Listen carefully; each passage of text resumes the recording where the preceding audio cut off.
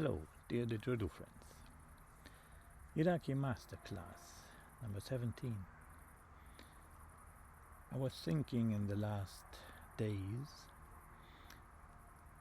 why did I keep playing Yidaki and Mago all the years? The initial thought was, I heard years ago the line, a musician who has no audience for a long time will most likely stop what he is doing if an audience is the fuel he is running on. So now for half a year I had no audience. It was forbidden because of some corona things. And doing it all in the virtual world, filming, talking to yourself, to the iPhone from morning to evening, and playing for a virtual audience is not the same. If you have nobody to teach and presence, nobody to play for, a real audience, some people might stop it all. So I asked myself, why didn't I? And I came up with many reasons, good reasons. They are all important, playing an important role in the question. But there's one reason standing out, and I was amazed to see this is, for me, the most important reason why I still sit almost every night on a vineyard or here in nature and play. So you might find it interesting to hear what my reason is. First I tell you some of the other reasons.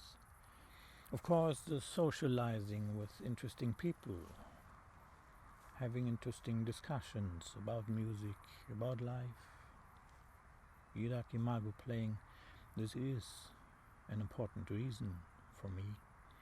I love being around people and talk about stuff. Also, playing music in general. Since my childhood I loved music. I always was connected with it. So not having it in my life is unthinkable. And all the action around those instruments, swapping them with other instruments, all the interesting things that are coming with it, getting new instruments, selling them, having new instruments, stuff like that. The action. I love the action. There are more reasons. Now comes the one standing out, like above all the other reasons. And it's amazing. It is, for me, not to stop playing. The bodily sensation of the negative pressure breathing.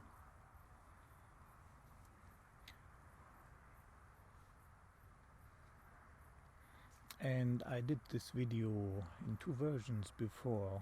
I wanted to point out a bit more and focus what I mean, and listening to the old videos I found out this might sound like cocky, like talking from up above. But if you think that, this is not what I mean. It's not in me, that. What I want to share with you is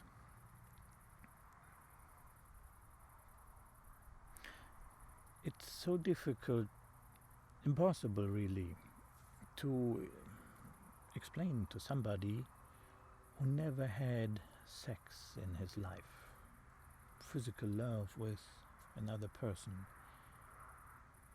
who never had this, and to explain to him what this is, what it does to a person, how this feels. He might, or she say, oh, well, I believe that, but the person cannot feel it, cannot really touch the essence, the spirit of what you try to explain, to share. It's not possible. So you might think, yeah, negative pressure breathing, fine, swell. If you love it, okay, it's your problem. See, there are many ways to charge yourself up. At least for me, as a musician playing Yidaki and mago, this is a life changer. It's a unique experience in life, and you do not get it at once, and then you have it.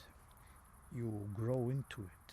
I remember very clearly where I was sitting, in what room, playing what Yidaki, when I first in my life had this experience, how this might feel, this negative pressure breathing of the Aborigines, the real thing, not just a circular breathing.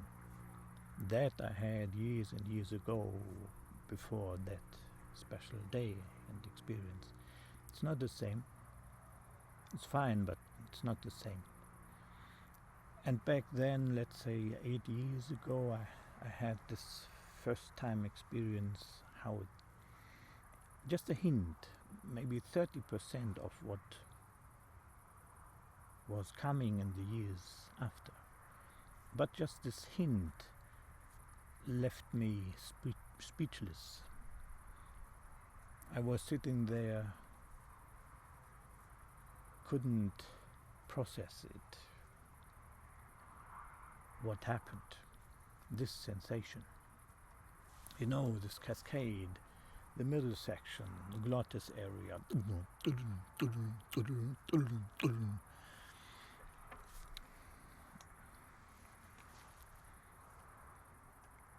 It was just a hint back then, but so strong. And what came in the years after, until today, and it will clearly develop more and more every year still. So what came then was doing something so good, so fine to my mind, to my soul, my body. You see, I had for the last 3 years a real good burnout syndrome, working myself into the grave, really. And night after night I was sitting almost every night on some vineyards here and trying to play a decent drone at least. Couldn't do it. Couldn't play what I was used to play in the years before. So I learned this negative pressure breathing, to use it, to put it into my life in this fashion.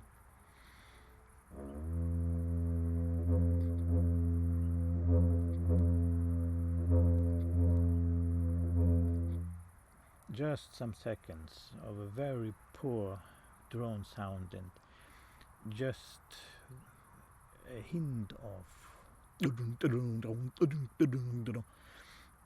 I hadn't the ability, energy-wise, to play with energy. So after 15, maybe 30 minutes playing this stuff, the energy came back, breath after breath. No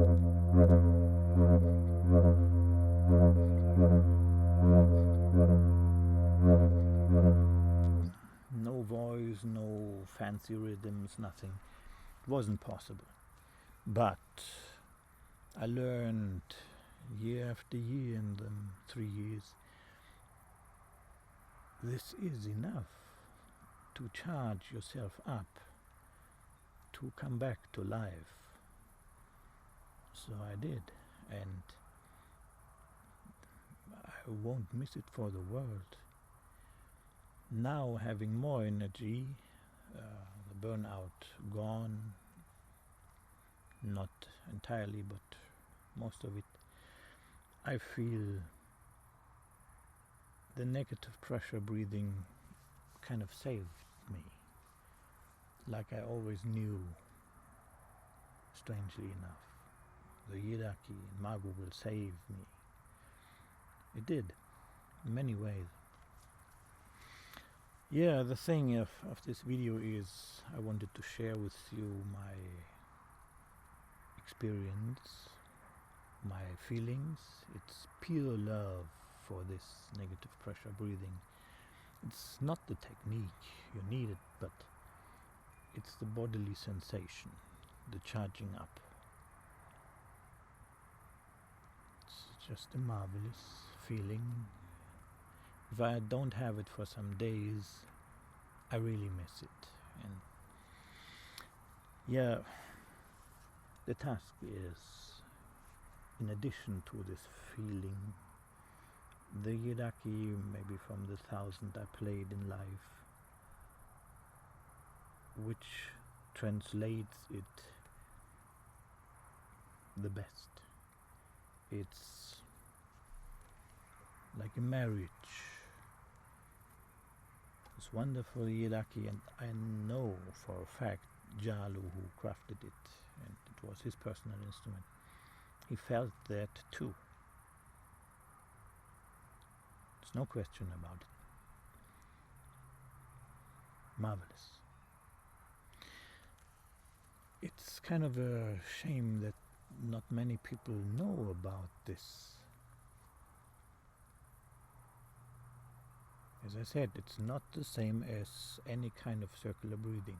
It goes much deeper, it touches much more levels in life, soul, spirituality, bodily things, mind things, so many levels. Yeah.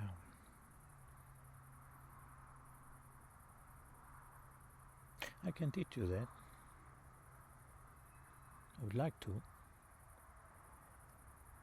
So if I could inspire you, get in touch with me and we can see what happens.